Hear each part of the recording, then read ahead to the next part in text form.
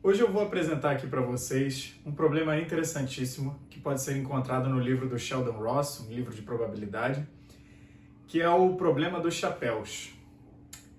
E o resultado dele, o resultado da probabilidade dele é um pouco inesperada, Imagina que você chega a uma festa e todas as pessoas ali, inclusive você, estão cada uma com um chapéu diferente, de cor diferente. Cada chapéu ele pode ser distinguido, Aí beleza. Aí imagina que é feita uma brincadeira. Cada pessoa deposita o próprio chapéu em uma caixa. Então você chega lá, deposita o seu chapéu, eu chego, deposito o meu chapéu e todos os outros convidados da festa fazem o mesmo.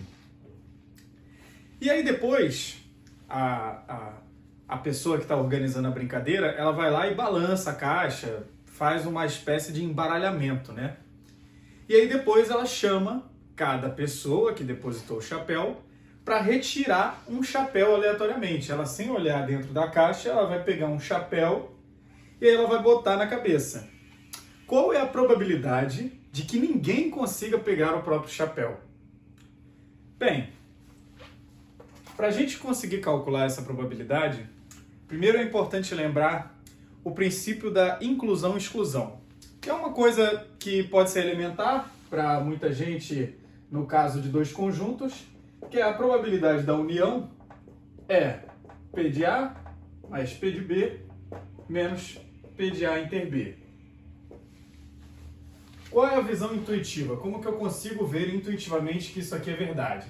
Se eu estou calculando, se eu estou pegando a probabilidade dos elementos que estão em A e somo com a probabilidade dos elementos que estão em B, o que está aqui na interseção eu estou contando duas vezes. Então eu tenho que tirar, porque aqui eu já contei o que está aqui dentro, tanto nessa parcela aqui quanto nessa parcela aqui. Então eu tenho que retirar o que eu contei em excesso. Beleza. Talvez alguns já tenham visto também a probabilidade quando eu tenho três conjuntos. Quando eu tenho três conjuntos, PA união B união C, isso é P de A mais P de B mais P de C, menos P de A inter B, menos P de A inter C, menos P de B inter C, mais P de A inter B inter C. Como ver intuitivamente isso aqui? Quando eu somo P de A mais P de B, essa partezinha aqui está sendo contada duas vezes. Então eu tenho que tirar. Quando eu somo P de A mais P de C, essa partezinha aqui, ela está sendo contada duas vezes. Essa aqui também. Só que quando eu tiro essa parte, o P de A inter B, eu estou tirando tudo isso aqui. Quando eu tiro o P de A inter C, eu também estou tirando tudo isso aqui. E quando eu tiro P de B inter C, eu estou tirando tudo isso aqui. Então eu estou tirando essa partezinha do meio três vezes.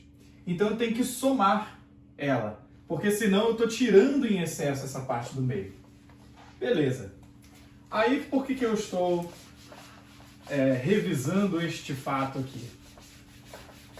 E para algumas pessoas pode ser óbvio.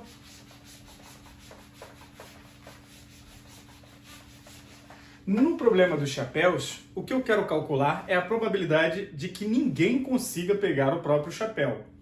Então eu posso trabalhar com um complementar, com o contrário disso. E o contrário de ninguém pegar o próprio chapéu é alguém conseguir pegar o próprio chapéu. Pode ser a primeira pessoa conseguindo pegar o próprio chapéu, pode ser a terceira, pode ser duas pessoas conseguindo pegar o próprio chapéu. Beleza. Para facilitar e eu não ter que dizer os nomes das pessoas que colocaram os chapéus na urna, eu vou só representar aqui pela ordem em que elas fizeram isso. Então eu vou dizer a primeira pessoa, a segunda pessoa e assim por diante. E como que eu vou representar isso? Para eu também não ter que dizer as cores, eu vou atribuir números aos chapéus. Então, por exemplo, o chapéu de cor vermelha pode ser o chapéu de número 1. O chapéu de cor azul pode ser o chapéu de número 2. E assim por diante. Então, imagine aqui a seguinte situação.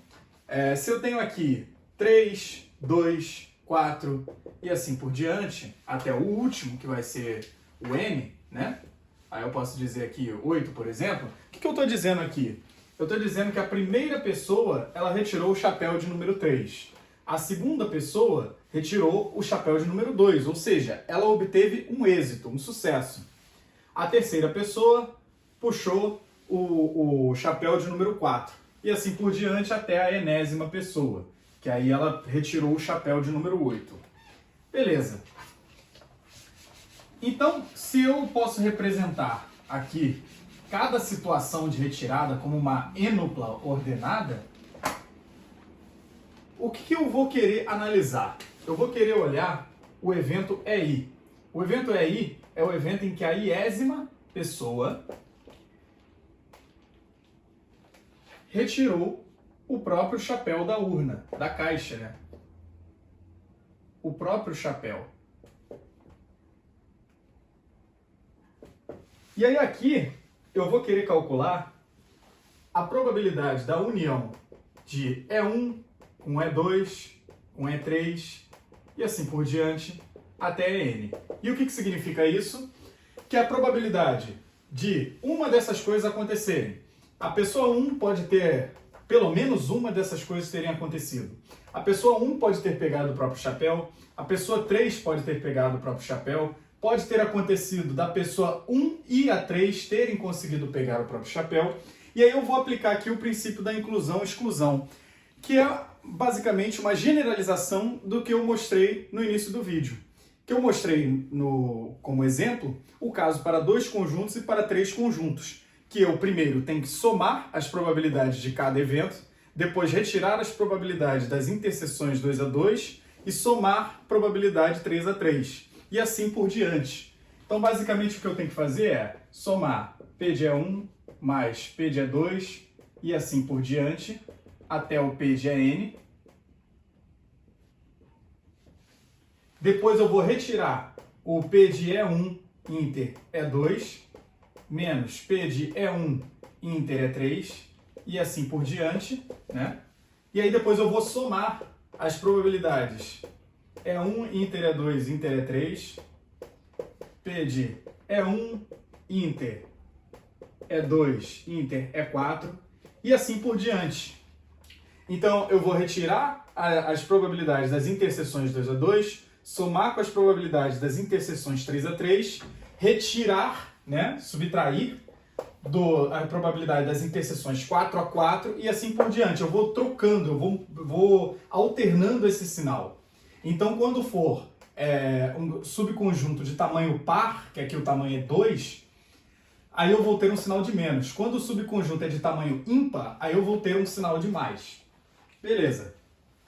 Só que aí eu vejo o seguinte, a probabilidade da pessoa 1 conseguir pegar o próprio chapéu, eu estou querendo saber quantas possibilidades eu tenho de que a primeira pessoa, né, a primeira posição aqui do parênteses é o número 1, que é o chapéu de número 1, e aqui o resto não importa qual seja a formação. Então eu posso ter aqui a segunda pessoa pegando o chapéu 3, a terceira pessoa pegando o chapéu 5 e assim por diante. Eu quero saber quantas possibilidades eu tenho disso acontecer e a única condição é que o 1 esteja aqui no início. Eu vou simplesmente permutar os elementos restantes aqui. Então eu vou ter uma permutação de n-1 fatorial sobre n fatorial, que n fatorial é o total de permutações independente do 1 estar na primeira posição.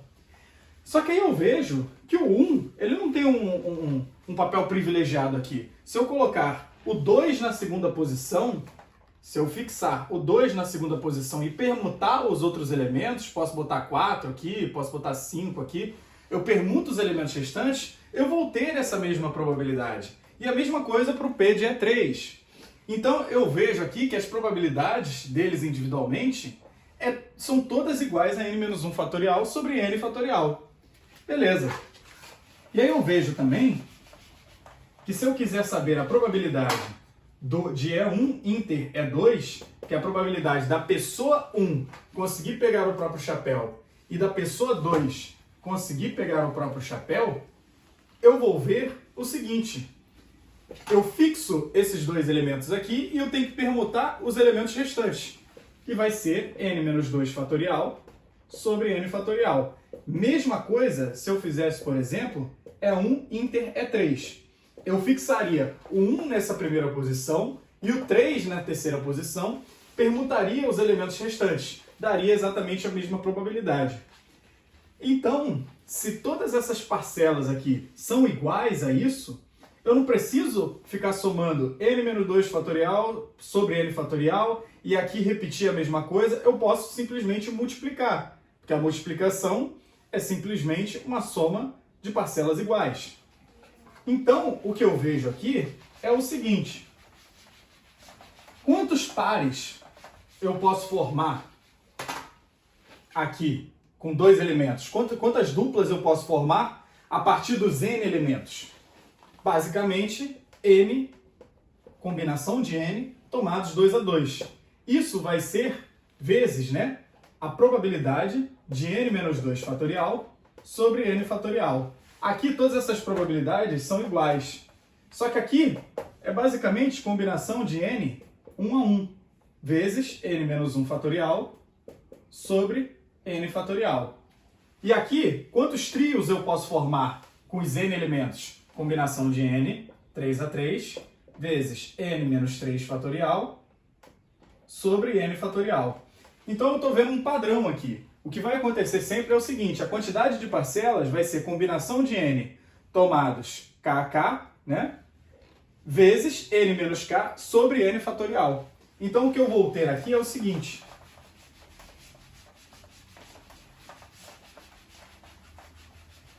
para eles individualmente, ou os pares, ou os trios e assim por diante, eu vou ter n k a k vezes n menos k fatorial sobre n fatorial. Só que aí, veja o seguinte: isso aqui, combinação de n tomados k a k, é a mesma coisa que n fatorial sobre n menos k fatorial vezes k fatorial vezes n menos k fatorial sobre n fatorial. E aí o que vai acontecer aqui? Eu vou cancelar. E o que vai sobrar em cada caso? 1 sobre k fatorial. Beleza. Então, basicamente, a soma dessas probabilidades, eu vou escrever aqui para ficar mais claro, vai acontecer o seguinte: se é 1 sobre k fatorial, o que vai acontecer é o seguinte: isso vai ser igual a 1, né, sobre 1 fatorial, menos 1 sobre 2 fatorial, mais 1 sobre 3 fatorial, e assim por diante. Porque o que acontece? Isso aqui, o menos 1 sobre 2 fatorial, isso aqui é a soma dessas parcelas aqui. E o 1 sobre 3 fatorial é a soma dessas parcelas aqui. E assim por diante. Só que o que acontece? Existe um negócio, que talvez você já tenha estudado, que é chamado de série de Taylor. Por que eu estou trazendo esse tópico da série de Taylor? A série de Taylor, ela diz que a função e elevado a x, ela pode ser escrita como uma soma infinita de x elevado a n sobre n fatorial, onde o n aqui está variando de 0 até infinito. Então isso aqui vai ser 1 mais x sobre 1 fatorial, mais x ao quadrado sobre 2 fatorial, mais x ao cubo sobre 3 fatorial, e assim por diante até o infinito. Beleza. Você não nota uma certa semelhança entre essa expressão que eu acabei de escrever aqui e essa de cima, que eu obtive calculando a probabilidade da união? Basicamente, se eu colocar aqui o x igual a menos 1, eu vou ter 1 menos 1, mais, aqui vai ser 1, né? 1 sobre 2 fatorial, menos 1 sobre 3 fatorial. Basicamente, o que eu fiz foi pegar o menos 1 e substituir. Aqui tinha um x, vai virar menos 1. Aqui tinha um x ao quadrado, menos 1 ao quadrado vai virar 1. Expoente ímpar preserva o sinal. Então, menos 1 ao cubo é menos 1. Então, eu estou tendo algo muito parecido com essa expressão que eu escrevi aqui em cima. Só que eu estou com o sinal trocado. o que eu vou ter que fazer para ter exatamente isso aqui, que eu escrevi aqui, que é o menos 1 substituindo aqui, que é o menos 1 aqui como expoente do E. Isso aqui é basicamente o que a gente está procurando. Porque se eu estou dizendo que isso aqui é a probabilidade da união, o que eu quero é o complementar da união. O problema que eu tinha exposto no início do vídeo era o quê? A probabilidade de ninguém conseguir encontrar o próprio chapéu. Então, se eu pego aqui e faço 1 menos... Onde é que eu vou escrever aqui? Se eu fizer aqui 1 menos isso aqui... Se eu fizer 1 menos probabilidade da união de EI, eu vou ter exatamente essa soma com o sinal trocado, que é o 1 menos 1 mais meio, menos 1 sobre 3 fatorial, e assim por diante. Só que isso aqui é exatamente a soma que eu tinha acabado de mostrar para vocês, que é o quê? O 1 sobre E. Ou seja, a probabilidade de que ninguém consiga pegar o próprio chapéu é 1 sobre E, onde E é o número de Euler. E aqui eu estou basicamente fazendo uma aproximação, porque a série de Taylor ela tem infinitas parcelas. Só que assim, quanto mais pessoas participam desse experimento, quanto maior for o seu N, mais próximo você vai estar de 1 sobre E. Então, assim... E assim, você nem precisa de muitas pessoas para ter uma boa aproximação para 1 sobre E. Se você tiver 5 pessoas, você já tem aí uma aproximação de 1 sobre E com um erro menor do que 0,01. Uma coisa incrível, né? Então, assim, é uma coisa que pode assim, até ser um pouco espantoso para algumas pessoas, né? Que um problema tão simples, que não envolve nenhum conceito avançado, né? E pode envolver o número de Euler, né? Que é um número assim que geralmente as pessoas pensam que só vai aparecer em problemas avançados de matemática. Mas aqui um problema até assim bobo, né? Que é simplesmente pessoas colocando o próprio chapéu numa caixa, pode chegar a um resultado de probabilidade de 1 sobre E.